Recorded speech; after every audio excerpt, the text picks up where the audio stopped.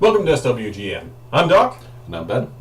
And like the lucky recipient of a dwarven threesome, Thurston Hillman is between two beards. Hey!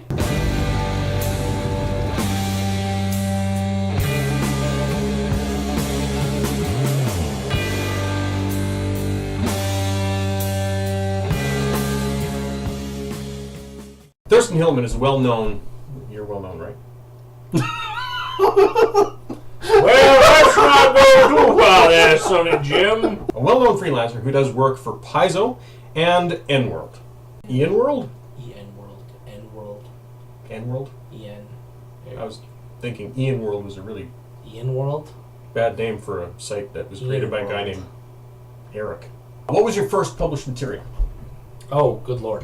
My first published material, okay.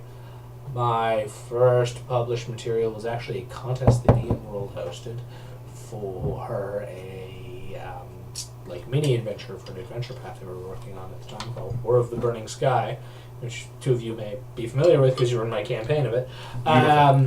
We were in your campaign when it hadn't even been finished being written yet. Yeah.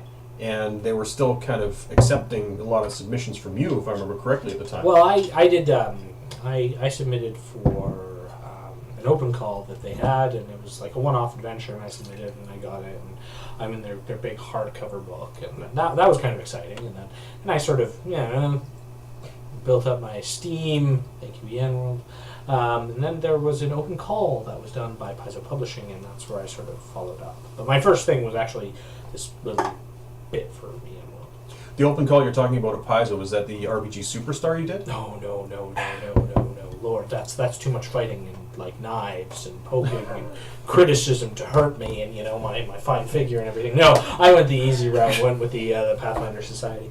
No, actually at the time they had an open call for the Pathfinder Society, which if you don't know is Paizo's organized play.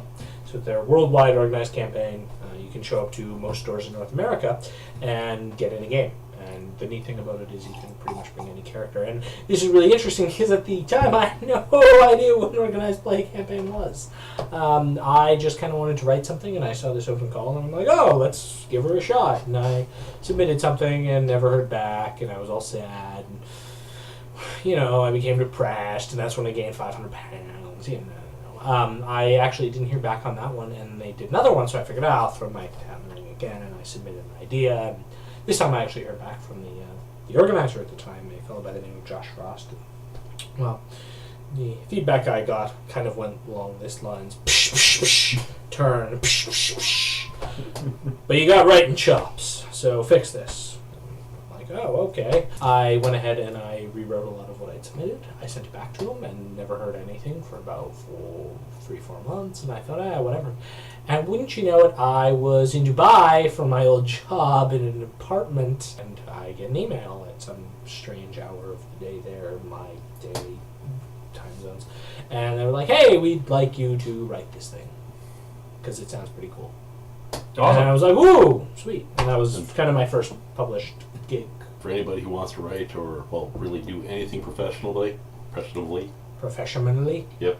I'm a good speaker. Yeah, you gotta be prepared for that spanking of feedback. Feedback is so important. Yeah, and if you gotta be able to weather that. Thick skin. Yeah. You smile and keep going. Ideally, fixing the things that they try to fix. Yes. That is Don't just ignore them. That is actually a very Fuck this! I'm thing. just gonna submit to somebody else. Yeah. Or more accurately, this is my dream, and if I can't do my dream, it'll never be, because I have to have a rust monster here, and if I don't have my rust monster, who knows? No, you don't want to be that person. You want to work with the people you are writing for, because that is what will get you work. Yep. And that is what will get your name out there, so eventually, once you're established enough, you can start submitting your own wacky and crazy ideas. And you could have the rust monster you always wanted. Exactly. One day I will have that rust monster. You didn't get it in my first submission, but I'm hoping. I was just about to ask. This rust monster seems to have a bit of a history. It was in my first submission. I'm like, rust monster seems pretty cool. Let's do that. Let's dig over the players of the rust monster, and then they're like, no, rust monster's an organized play. It's like, a dumb idea. Why would you ever do this? And of course, not knowing it's anything, in your book. Not knowing anything about organized play though, because organized play is you play that same character. So if you put a rust monster in and I eat all your players' treasure, then the next adventure that they have to play with their 5th level character that no longer has a weapon or armor, the players get a little bit mad. So it's probably not the best idea. Actually, suddenly that new game, Rust, suddenly that name seems a lot more appropriate. You start off in your underpants. You start off in your underpants. Oh wait, no, not even. You have a rock. Well, everybody starts with a rock. Yeah, that's all you have. Rock is all you need. That's right.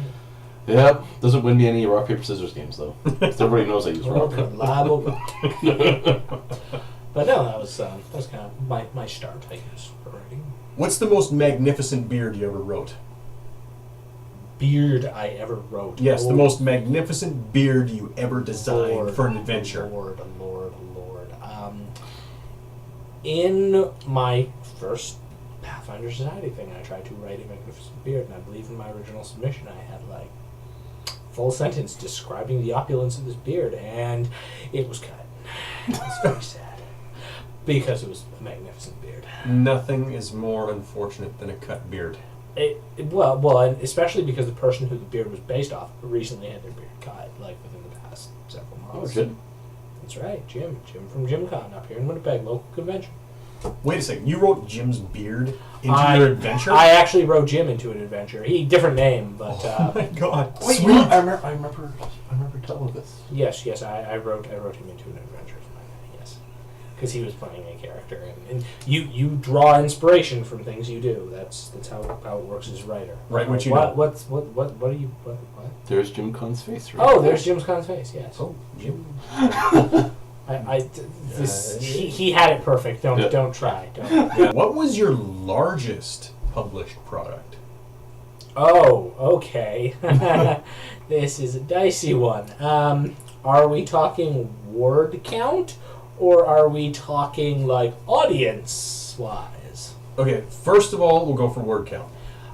Word count would probably be the Grand Convocation. It was for PaizoCon. Worked with a team of people, which I actually put together. It was kind of a really neat process. I worked with a group of about 4 people on it. It was massive in size. I mean, the word count I couldn't quite say, but it was a single once-run event at a convention, and it 300 people-ish. 300 people? Yeah, give or take. It was a pretty awesome affair. Wait, was that the multi-GM kind of where everything was kind of interconnected with each other as it was going on? The convocation that I wrote, the PaizoCon convocation, or the Grand Convocation, that was done sort of as I say, for a convention, for PaizoCon specifically, and it was kind of this LARP / mini game / super short scenarios. It was kind of a grab bag of things, and people would come in and they could LARP and be in character and deal with iconic characters from the Pathfinder universe, and then they could also do these mini scenarios where they would just sit at a table for maybe an hour and quickly go through the scenario, and in between that there were all these mini games, like you could get a Harrow reading with like tarot cards where they would do that, or there'd be a Wheel of Fortune, or you could do sprint racing, and all of these little mini events. And that all came together in the end when there was sort of a big event that all the tables did. We kind of had everyone seated, and then there was a big event at the end. So the event you're thinking of, which is the next largest event, this would be probably largest people-wise, was the Siege of the Diamond City, which was the Pathfinder Society special for this current season of their organized play campaign, the Year of the Demon. So that started off at Gen Con this summer. So we tested it at PaizoCon, which was July actually, now that I think about it, and then we ran the full version at Gen Con, and that was upwards of 1,000 players, like 1,000 people involved in it, ranging from GMs, volunteers. It was kind of a massive event, which is still being run. After it was run at Gen Con, it gets distributed to local conventions where they can run it with smaller groups. We've actually had a run here in Winnipeg. I think we had 10 tables here running it, and it's the type of thing at various conventions across North America where you see multiple tables all sort of doing the same thing. Now, when you're describing massive convention games like that, it must have taken a lot of different designers working in tandem with each other to design that, correct? I had some awesome development help, actually, in the form of two really cool people. Well, three really cool people. Mark Moreland, who is the developer at Paizo, he was sort of the head of the Pathfinder Society at that point. And him and I worked very closely. We'd work closely with Convocation, and then we worked closely for Siege of the Diamond City. And he had been a huge resource for me. I bounced ideas off him. I sent him, my ideas and sort of where I thought it would go. And he would come back to me and say, no, this is crazy. Tone it back a little, please. This is crazy. Or he would say, oh, man, we should really do more with this. And we would do a lot of bouncing back and forth of ideas. And then at the same time, John Compton, who's the new developer for Pathfinder Society, as Mark kind of moved up into more of the campaign setting in the established books, John sort of stepped in, and he really, really picked up the ball when it started. He was a player in the event at PaizoCon, and then we stayed up until 4 a.m. over drinks talking about the event and how it went and things we would change, and we were back and forth a lot after that, which was really good. And then the other person was Mike Brock, the head of the organized play, who, while he's not a developer, was really instrumental in giving me a player's perspective. And I'd say, is this cool? And he would come back to me and say, okay, maybe we can do this, or maybe, we want to change this. But as far as like designing and assisting, I mean, the writing portion fell to me initially. And then so I wrote the whole thing, and then it was submitted. Now, obviously, like I say, there was a lot of help from the development folks. But yeah, physical writing usually falls to a writer, and then it goes to them, and the developers take it and polish it and fix it and find all the terrible things and my misuses of semicolons and wrong hyphens and editing and all that sort of fun stuff. Proofing. I'm here for it. I remember when we were sitting around your table playing. This is more of a props question and DMing question. When we were playing War of the Burning Sky, and you brought out this big, huge, almost like a rubber tablecloth thingy with a grid on it. And you gave us all these dry erase markers and stuff. And I remember I drew dicks all over it. Remember this well. Do you ever have any is that a widespread problem where you give a person like a dry erase and they'll dry dicks on stuff and whatnot, or is that Dry just dicks? Yeah, well, dry dicks. or is that specifically to like very few people like me, or is this like something that's common all over the place? It's a lot more common than you would think. Trusting people with things, it's crazy. Actually, also, I'm normal. Also, I guess related to that, Well, how do you personally deal with problem player? How do I deal with a problem player? I don't. I have lineups for my games. Get out. No. Problem players, it's always a difficult situation.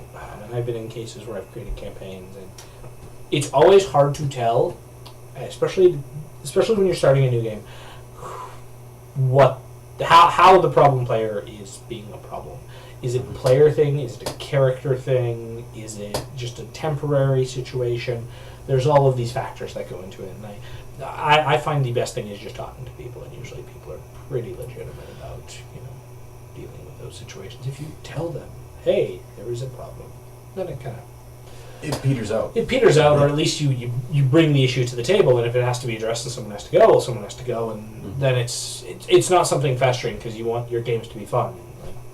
I run numerous games. I don't want to have people showing up week in, week out, and be miserable. Yeah, exactly. One of the things that I've found to help out with that kind of thing is a pre-gaming or pre-campaign session where everybody's kind of designing their characters with each other and designing a group concept, not just character concepts. Well, and so getting everybody going in the same direction. that was a problem with our Star Wars campaigns.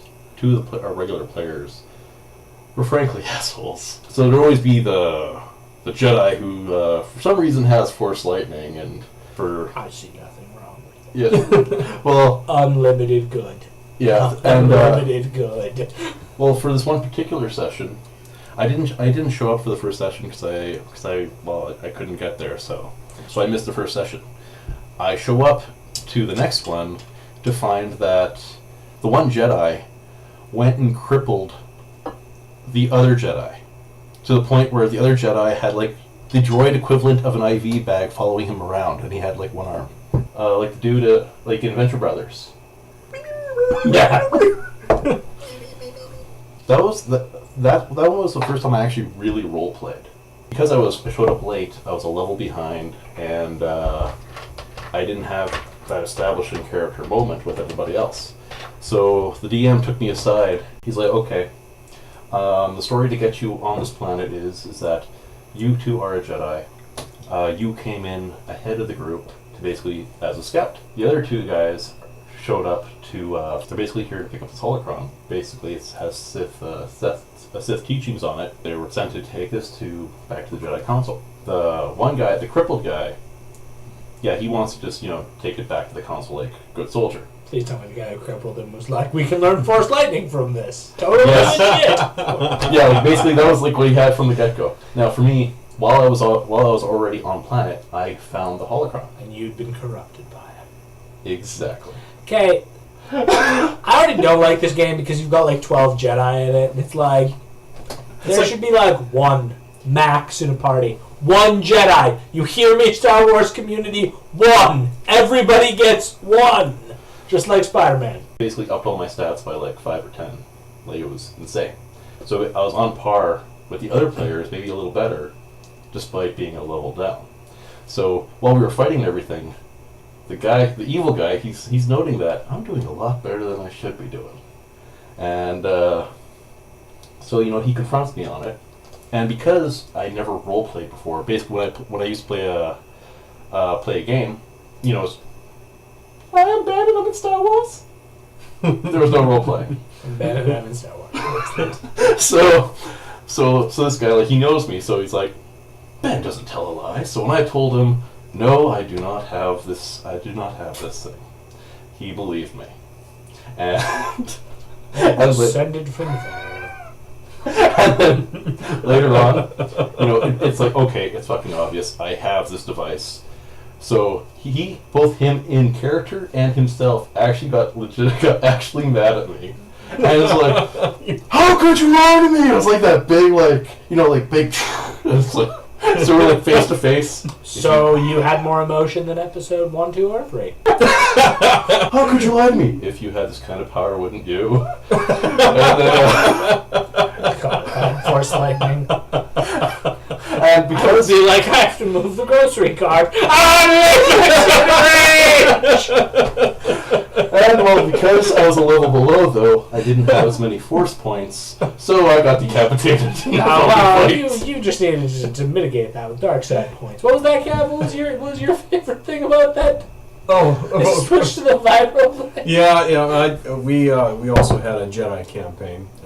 Everybody was a Jedi, and I remember me and one of the other players had decided that we wanted to kind of run the edge of what was good. You and every other half-drow in existence. Exactly. Well, no, I didn't have like 2 lightsabers. I remember a twin link lightsaber. No, I didn't. I didn't have one of the. I didn't have a lightsaber. Is like a double lightsaber. No, I didn't have that. What I had was I just had my normal lightsaber stuff. The other guy was the Jedi Consular. That's the guys with the guy.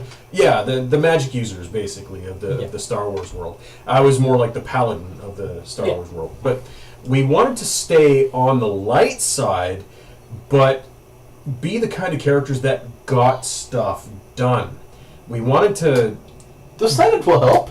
We wanted to be the kind of Jedi that would help children and walk grandmothers across the street. But when we encountered evil people, we were not nice to evil people. Anyway, you are not the knight, nor are you not. I'm Batman. We were heading on through this. We'd found out that these huts or something, some kind of crime boss, had kidnapped all these people and were enslaving them and selling them and stuff like that. We didn't like that very much, so we went out there, and we killed a couple guards, and I noticed that one of the guards had a vibro axe, and I picked it up and I put my lightsaber away, and the consular goes, why'd you pick that up, and why do you need that? And I turned to the consular and I said, it's going to hurt them more. I got a dark side point. And that would have thought. And that kind of set the tone for what was kind of coming up. Because the consular said, good point. And he in turn got a dark side point. And so we went through and we found this Rancor room. And I was ready to take this thing on. And the pilot had his gun out and stuff like that. The consular goes, wait. And he dominates the Rancor. Dominates him. Rolls the dice. Rancor dominated. He goes, okay, I can hold him here for a while. What I need you to do is I need you to start getting everybody going in this direction. And I said, okay, this is a good thing. Dark side point. Yeah, dark side point for the consular at that point. And I said, this is cool. 3 So- for the group. Yeah. Well, the one guy who wasn't a Jedi, he didn't give a shit. He was a scoundrel. He could shoot people till the cows come home. He doesn't shoot care. first. He could shoot first, not a problem. So anyway, me and him kind of go down this hallway thing and into the main body of the complex. And we did some planning. He was a tech guy, and he says, okay, if we start fires here, here, and here, and light off a couple explosions here, here, and here, we will draw all of them out toward us into this hallway here. It's going to be a hell of a fight, but they aren't going to be getting anywhere. And I said, well, why do we have to fight them? All we have to do is keep the fires going, get the fires going bad enough so they can't go back. And then we're fine. Now we just lead them to the Rancor room. Dark side point. So we set all these fires and set off all these explosions. And we're in this fight, and we're trying to make it look good enough so that they keep following us. But the thing is they start running faster and faster and faster because the fire's catching up. And we head into the Rancor room, and we run past the consular, and the consular goes, okay, I release the Rancor.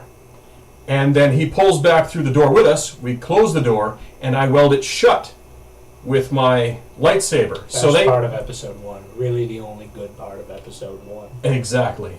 And so the bad guys had the choice of burning to death or being eaten by a Rancor. Dark side point. Dark side point. Still haven't turned at this point. And so yeah, we hadn't turned at that point. But anyway, At that point. Oh, the campaign ended when the game master who was running the game disappeared, literally disappeared. He fucked off to parts unknown. We don't know where he is still. It was shortly after he had introduced this giant lightsaber crystal to us in this cavern, and we figured out a way to get it out and mount it in a ship, and for me to swing it in the turret.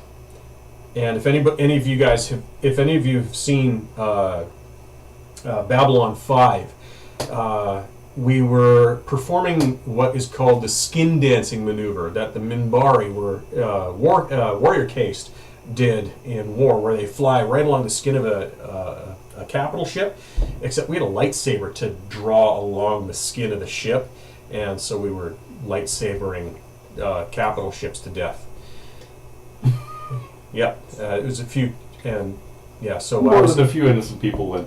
So I was using the turret to deflect blaster bolts that were coming in space from other ships, and then we would fly along capital ships, and we would kind of slice down the side like and, a can opener. like a can opener. And since it's a lightsaber, there's nothing that can really stop it. And we just spent a few rounds doing that. And So much. yeah, and the DM disappeared shortly after we did that to a capital ship. Broke the DM. We broke him. Actually, controlling your players. We were on on a moon, like a mining moon, and one of our players, the same evil guy from before, went and took out the life support system of the moon and basically killed the planet. This was meant to be our playground for a majority of the campaign, and this was the first session. How many experience points do I get for everything on a planet? Yay!